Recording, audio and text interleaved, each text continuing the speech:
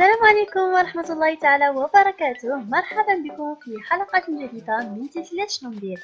حلقة اليوم غتكون تتمة من الجزء الثالث للسؤال إلا بغيت ندير BTS ما بعد البكالوريا شنو خاصني ندير. باش تعرفوا الجواب خليكم معنا. إذا غادي نهضروا على النقطة الثامنة، كيفية حجز مقعد في BTS. اذا من بعد ما كنتهز من بعد ما تختار في BTS كيخصني كطلع سميتي في لا ليست، كيخصني نوجد الوريقات. كناخذ واحد لافيش دو كونديداتور اللي هي داك الغوفي باش درتي لانسكريبسيون واللي تيبين انك اختاريتي هاد الشعبه، ثم الكوبي ديال كونفورم دو باك نسخه طبق الاصل فوتوكوبي ليغاليزي ديال البكالوريا، ثم فوتوكوبي ديال لاكارت و فوتوكوبي ديال الغولفي دو نوت كلهم مكاليزين. هادشي كتحجز به البلاصه ديالك، ماشي انسكريبسيون فينال. انسكريبسيون فينال باش كيقول لك صافي تقيتي راه تجيب الباك، تجيب لوريجين.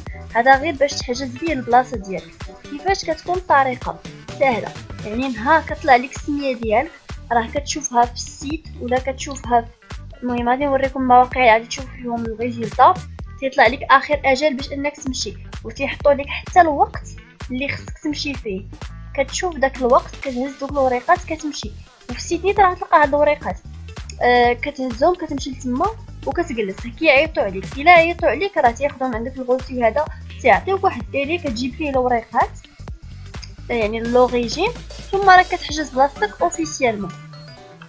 اذا منين جبنا هاد المعلومات كامله عادي من السيت من الموقع الرسمي كندخلوا للموقع الرسمي اللي ديجا بارطاجيت معاكم اللي هو ebts.mem.gouv.a. ريزولتا كندخلوا كنختاروا الليسي اللي حنا تقيدنا فيه، الليسي اللي بغينا نقراو فيه نكملوا فيه العامين بعد البكالوريا. كما كتشوفوا كاين بزاف ديال الليسيات في المغرب كيتسموا ثانويه تقنيه. كنختار الليسي اللي انا تقيت فيه واللي تختاريت فيه. من بعد كتخرج ليا واحد لا ليست فيها التخصصات اللي كاينين في داك الليسي، يكون لك جميع التخصصات اللي كاينين في داك الليسي، وفيها كذلك تاريخ اللي خصني نمشي نحط فيه الوريقات والوريقات اللي مطلوبين لنا. كنلقاو الباك و سي او لا كارت ناسيونال، فوتوكوبي ديال لا كارت ناسيونال، فوتوكوبي ديال غولفي دو نوت. هادشي طبعا كلهم كيكونوا مكاليزين. تيحطوا لك حتى الوقت، الوقت اللي خصك تمشي ديبوزي فيه، تحجز فيه البلاصه ديالك. وقضيه الحجز كتمشي كتجلس تما تيعيطوا عليك، هما اون فوا تيكملوا 3 راه تيحبسوا التسجيل. هذه هي الطريقه باش كتمشي بها الBTS. دونك نختار الشعبه ولا نقولوا المدرسه اللي انا تقيت فيها. كيف ما كتشوفوا كل مؤسسه والتخصصات اللي فيها والليدات اللي حاطين والوقت اللي حاطين، كل مؤسسه كتجيري راسها براسها.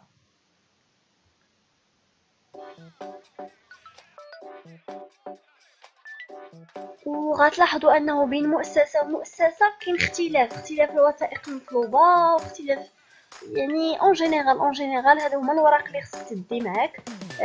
هادو هما الاساسيين.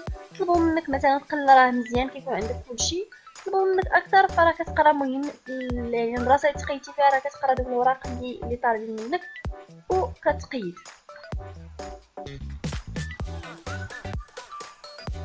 ولكن غتقولي لي ان هذا السيت قديم، النتائج ديال 2018.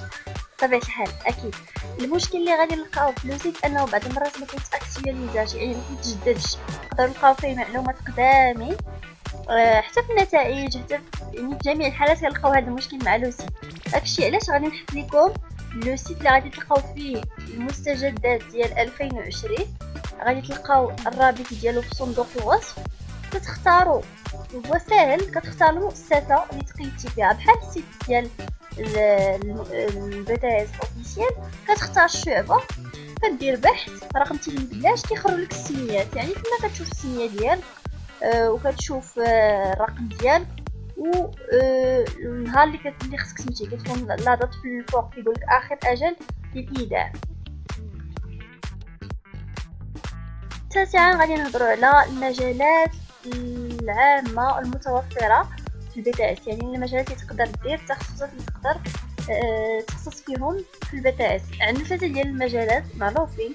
اول حاجه كاين القطاع الصناعي، كاين بزاف ديال الشعاب. هنا عطينا مثال ديال مانتينونس اوتوموبيل، باتيمون، كونسيبسيون دو برودوي اندستريال، يعني انت كتختار داكشي اللي غادي ترتاح فيه وداكشي اللي غادي تعطي فيه اكثر، وعلى حسب كذلك التخصص ديالك من البكالوريا، واش كنتي تقنيه، واش كنتي اقتصادي، واش كنتي على حسب التخصص ديالك.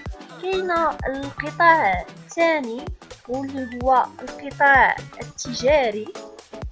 القطاع معروف ان معروف لي زوفر دونفلوا ديالو. عندنا في مثلا ماناجمنت كوميرسيال، تكنيكو كوميرسيال، جيستيون دي بي ام او بي ام اي. يعني هنا تقدروا تلقاو بزاف ديال، يعني سواء في القطاع التجاري ولا الصناعي، او بزاف ديال التخصصات هادو غير مجرد امثله. راه غتلقاوهم في السيت اوفيسيال. اختاريتو غير المؤسسه راه غتلقاو التخصصات اللي فيها اللي كتعطي، حيت كل مؤسسه والتخصصات اللي كيكونوا فيها.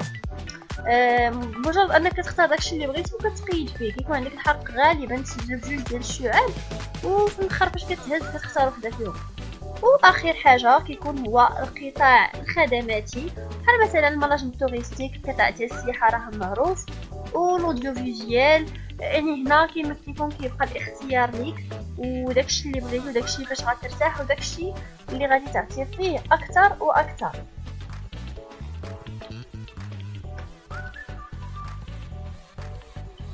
إذن واحد النقطة أؤكد عليها كثيرا، وهي لوائح الانتظار. ديما نقلبوا في لوائح الانتظار. راه كيما قلت لكم في الفيديو السابق انه غادي تصدموا اذا دخلتوا لوائح الانتظار الاولى ولا الثانيه مثلا، ولا لا ليست برينسيبال، اللائحه الرسميه، غتلقاو ناس جايبين 18، يعني غتقول معدلات طالعين بزاف. ولكن لا، بقاو ديما متبعين لهاد اللوائح، حيت اكيد اكيد اكيد غتلقاو السميه ديالكم ان شاء الله. نكتفي بهذا القدر في هذا الشريط. أتمنى أن تكونوا قد استفدتم. أضرب لكم موعدا في حلقة أخرى من سلسلة شنو ندير. دمتم في رعاية الله، وإلى اللقاء.